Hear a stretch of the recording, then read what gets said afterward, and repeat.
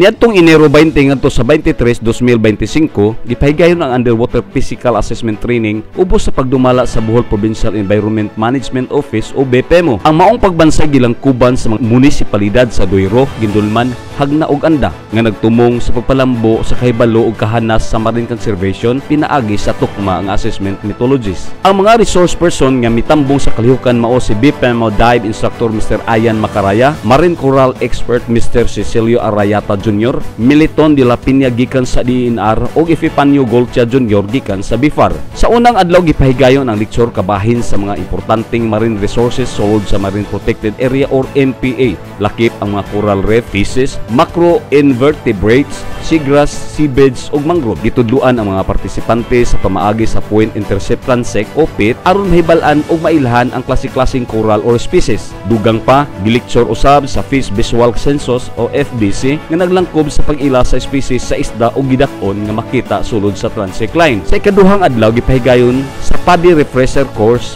ang paglakip sa knowledge review, exam, scuba gears fitting ug preparation, refresher dive ug FVC ug pit simulation and exercises. Ang mga partisipante sa maong pagbansay naghimo og data gathering pinaagi sa paglista sa mga klaseng corals ug pangalan sa mga isda ug gidaghanon niini. Sa ikatulong adlaw gipahigayon ang practical dive exercise diin kini naglakip sa aktual nga paggamit sa pit ug FVC aron makuha ang datos mahitungod sa biodiversity sa marine protected areas. Sa ikaupat nga adlaw gipahigayon ang data consolidation ug representation sa mga resulta sa assessment. Ang maong pagbansay usa ka dakong hagit alang sa mga partisipante o usa-usab kadakong oportunidad aron mapalambo ang ilang kahanas sa marine conservation ug monitoring. Ang BPMO, DNR ug BIFAR padayon nga nagsuporta sa mga programa nga nagtinguha sa pagpanalipod sa kinaiyahan sa dagat sa Hagna ug ingon man sa tibuok lalawigan Bohol.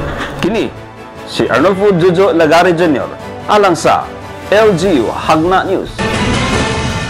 Usa ka symposium ang gipahagayon niadtong adlaw Martes, Enero 28, tuig 2025 didto sa Mayor's Office sa atong bag-ong balay lungsod sa Hagna. Kini nga inisyatibo agi sunod sa kasibot ni Mayor Joseph Ranyola nga tudluan ang atong mga kabataan sa maayo ug sakto nga pamaagi sa pagsulat ug komunikasyon pinaagi sa mass media communication.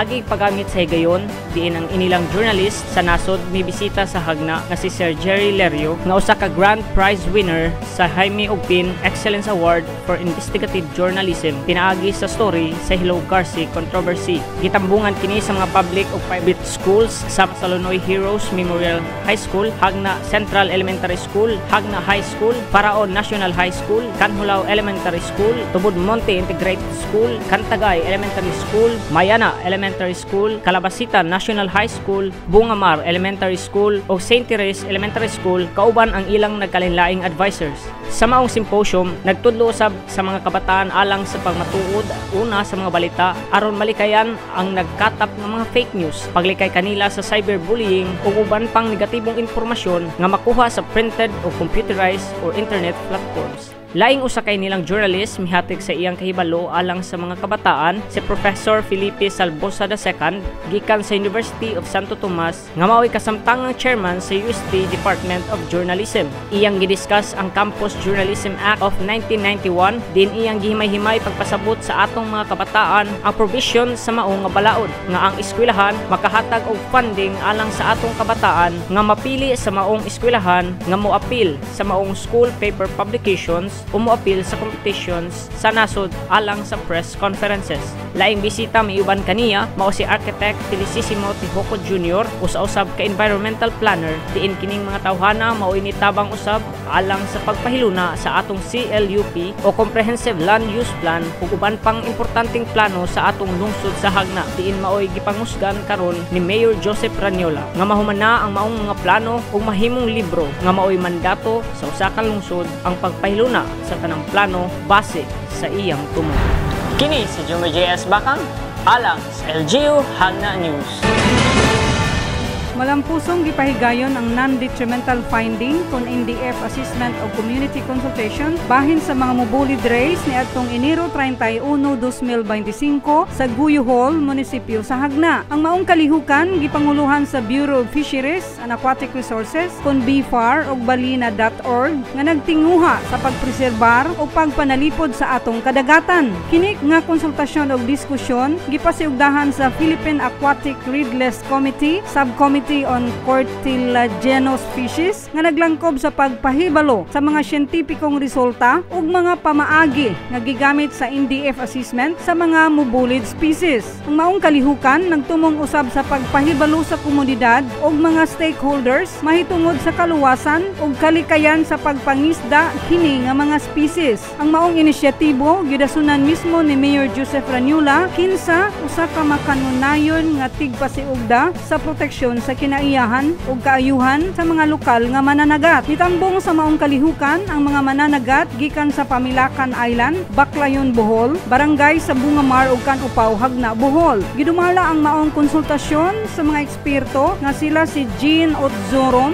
ug Janiri Mirabiti gikan sa BFAR, Dr. A.E. Yaptenchay ug Dr. Jum Asibes, usa ka hagnaanon nga marine conservationist nga kasamtangang nagtrabaho sa gawas sa nasod. Si Dr. Asibes anak ni kanhi Attorney Jesus Asibes, usa ka mapadayunong tigpasiugda sa pagpanalipod sa kinabuhi sa dagat. Ang mao nga programa nagsugod pinaagi ni MPDC designate Ma'am Teresa Gina Ranan nga nagpresentar sa kasaysayan sa traditional nga pagpangisda sa Mansaray sa Hagna nga kaniadto usa ka nagunang panginabuhian sa mga mananagat. Gipasiugda usab niya ang mga hagit nga gisagubang sa mga mananagat human sa pagpatuman sa Republic Act 11038 ug National Integrated Protected Area System kun NIPAS Act of 1992 nga hugot nagdili sa ilang pagpanguha sa mao nga mga species nga mao'y gihimong panginabuhian ug nagbilin sa daghang mananagat nga walay alternatibong kita. Tungod niini nagpasiugda sa Mayor Joseph Ranula og alternatibong programa panginabuhian aron matabangan ang mga naapituhan nga mga mananagat. Bisan pa daghan sa mga mitambong ang nagpadayag nga mas gusto gihapon nila ang pagpangisda tungod kay kini na ang ilang nakatunan ug bugtong kahana sa pagpanginabuhi. Nagpresentar usab si Dr. Jum Asibes og lawom nga diskusyon bahin sa kinabuhi ug populasyon sa mga mobulid race. Ang iyang mga resulta sa NDF assessment naghatag og mas lawom nga pagsabot sa kamahinungdanon sa pagpreserbar sa kadagatan alang sa umaabot nga henerasyon. Natandog ang mga